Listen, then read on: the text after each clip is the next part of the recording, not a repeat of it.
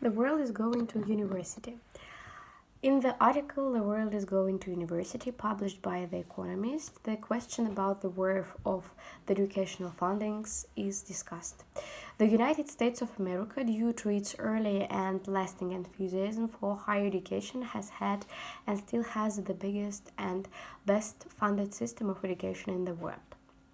But the point is the following: is it really worth spending so much money on higher education?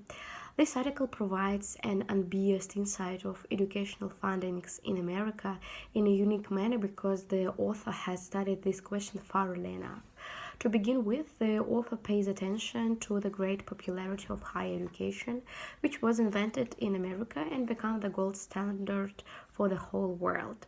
Studying at Oxford University or at the University or the Ivy League provides you more chances to get a high-paid job and an entry ticket to the middle or high class. Due to people's aim to fulfill their ambition of living their American dream nowadays, higher education has become extremely far-famed and the university enrollment is growing faster every day.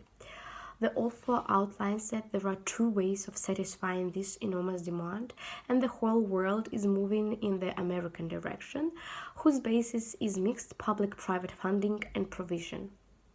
According to this model, there are brilliant, well-funded universities on top.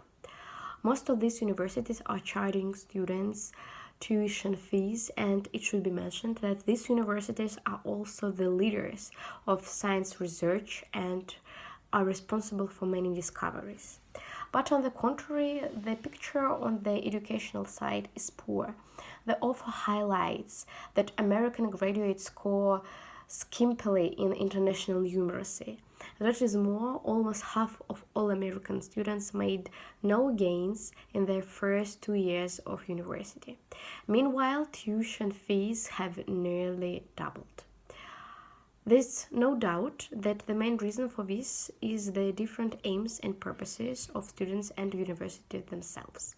A student is looking for a degree from the best institution according to the rank of universities in order to get a good job, but universities want students to do science research, not paying attention to their future destiny, to their further destiny.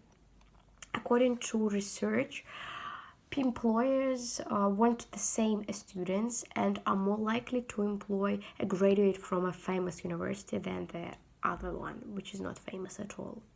The author believes that universities should be able to teach their students to think critically at first and to be flexible in the modern world.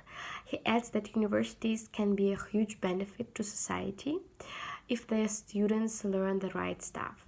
As for me, I agree with the author of this article. I really believe in the power of university and the effect it can make upon a student, but our system of education should be restructured.